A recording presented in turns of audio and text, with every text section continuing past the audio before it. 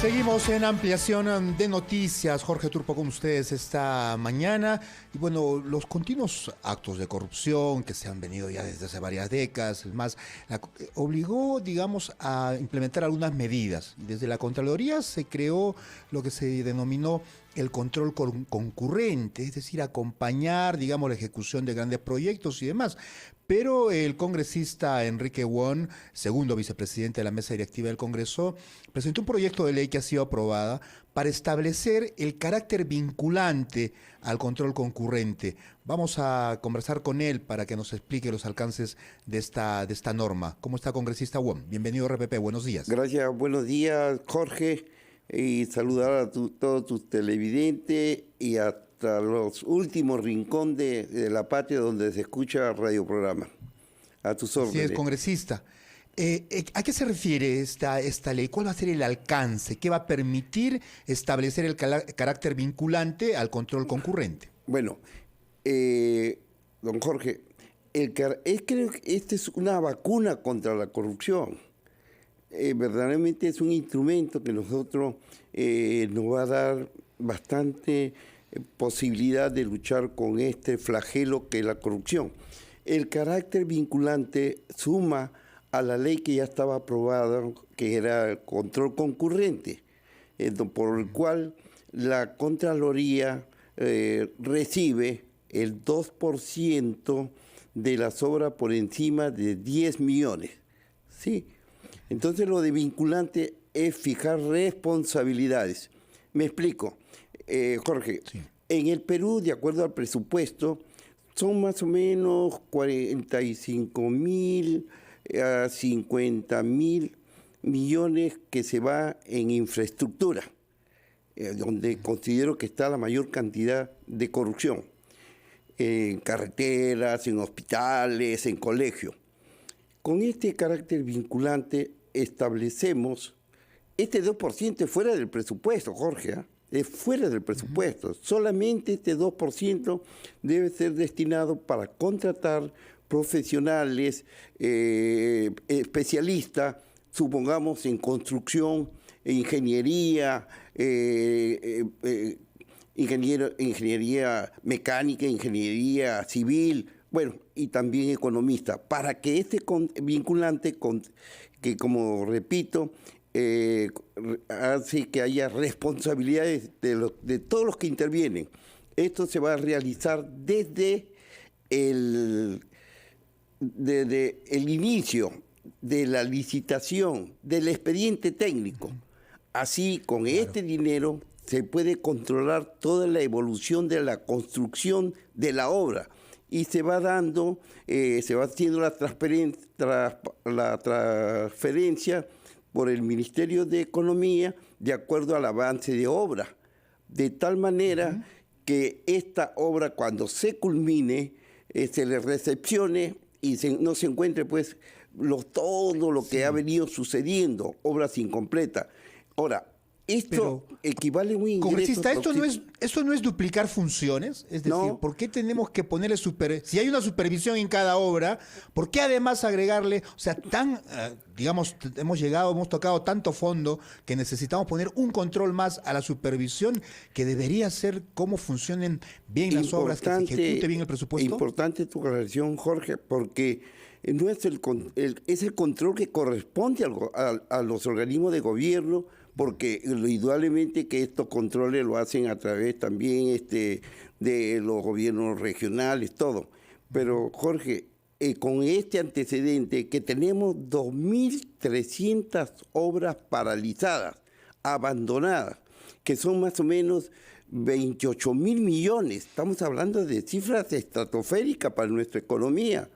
Y al mismo tiempo, a través de estudios que se hicieron, y esto tenemos que reconocer el apoyo también que hemos tenido de la Contraloría, es en la infraestructura que se desarrolla más o menos a través de unas 20.000 millones de soles en infraestructura que pasan de los 10 millones, son 400 a 500 millones de solo que va a tener la Contraloría.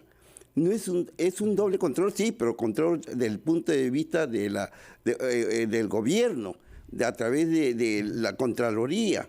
Y esto hacemos pues que las obras se puedan terminar y no que aumenten pues la estadística de obras abandonadas.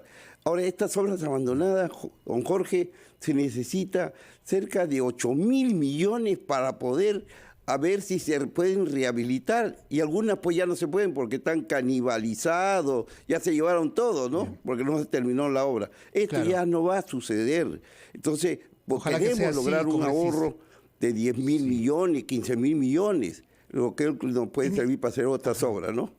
Por supuesto que sí, ojalá que funcione esta norma. Y yo quiero entrar también al tema político. Usted es el representante de Podemos, vicepresidente de la mesa directiva. Usted ha criticado la designación del ministro de Agricultura, Javier Arce Alvarado, ¿no? ¿Qué revela esta designación? Además, en una situación no tan Jorge, especial y tan crítica. Hay una revista británica de gran prestigio que es Economic, que refiere que va a haber una hambruna mundial. Y el Perú no va a estar pues aislado de esta realidad. Y en una situación tan difícil, donde el Perú, el 60% del trigo, para hacer la harina, para hacer el pan, para decir, depende de la importación. Y el 40% del maíz depende de la importación para poder dar alimentación a las aves, a los pollos, a la gallina. Bueno, ¿cómo nombramos a una persona que no es idóneo, que no tiene la capacidad ni la preparación ni la experiencia para manejar el agro, cuando estamos en una situación de que tenemos que apoyar la producción de alimentos? Claro, para ello es necesario fertilizantes, pero fertilizante no solamente la urea, la fertilizante también son a través del fósforo. Habría que investigar qué pasó con el programa de Bayobar, que íbamos a ser uno de los grandes productores de fósforo, igual de potasio. Entonces, el problema, claro, es más agudo con lo de la urea, en el sentido de que con esto de la guerra de Ucrania y de Rusia, es importante porque a nivel mundial... Claro, el problema se agravó. Pero, congresista, esto usted ha indicado, no tiene la experiencia, Javier Arce. ¿Qué plazo le van a dar en todo caso para que presente un plan de trabajo? ¿Y esto ameritaría una interpelación? ¿Podría darse una nueva censura? Bueno, teniendo Jorge, el delicado tema que tiene que tratar él. Nos llevan nuevamente a decir, este Congreso es obstruccionista. No es obstruccionista, sino que nosotros... hemos logrado 3 censuras, es cierto, porque muchos dicen, oye, pero van a interpelar a otros ministros, estos ministros renuncian ante la crítica que hace el Congreso. Es decir, pues desgraciadamente ha sido muy grande el número de personas sin capacidad. ¿Javier Arce está en esa lista? ¿Debería ser colocado en esa lista? Lógico. Se le va a dar una oportunidad. Conociendo que pues, ojalá se pudiera rodear de gente de que tenga capacidad y conocimiento en el agro, pero hemos visto que al contrario, se ve desde el punto de vista político, se refuerzan puestos de trabajo, se da sin tener las condiciones, no solamente el ministro, no solamente la cabeza, sino en el cuerpo de todos los ministerios llegan gente sin capacidad, como acaba de pasar con ya él renunció, pero el caso iba a ser interpelado el ministro de Energía y Mina, que no conocía pues los minerales y que no conoce, y con relación al problema del hambre, Jorge, nosotros tenemos que apoyar a los que nos da el mayor ingreso. El mayor contribuyente en el Perú es la minería, a través del cobre, el oro, que tienen precios, grandes precios, de donde podemos tener dinero para poder por lo menos subsidiar la urea para lograr ustedes que van haya a pedir, producción de alimentos. van a apoyar en todo caso que el ministro de Agricultura, Javier Arce Alvarado, se presente ante el Congreso, la Comisión de Agricultura puede ser, para que diga su plan de trabajo ante la crisis. Claro, exactamente. Vamos a pedir la presentación para que él explique qué es lo que piensa hacer, ¿no? De lo poco que pueda hacer, porque en realidad, Jorge, lo que nosotros tenemos que hacer es que ese ingreso de la minería sea real. Este gobierno no ataca la raíz, no ataca los problemas como debe de ser. Acá tenemos que tener que solucionar los conflictos sociales, porque acá en Perú se produce unas paradojas que no tienen ningún sentido.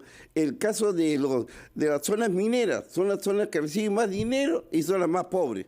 Entonces, ¿cómo nosotros, el caso de las Bambas, vamos a querer que no se solucione si nosotros estamos perdiendo más de 9 millones diarios para exportación, 5 millones de ingresos a los gobiernos? Acabamos de escuchar algunas declaraciones de alcaldesa de Huancavelica, que actualmente recibe 150.000 para su presupuesto, cuando antes recibía millones a consecuencia de las minas y consecuencia de la expropiación o de nacionalización de estos complejos mineros, origina pues que teniendo tanta riqueza, tenemos lo paradójico, más pobres, ¿no?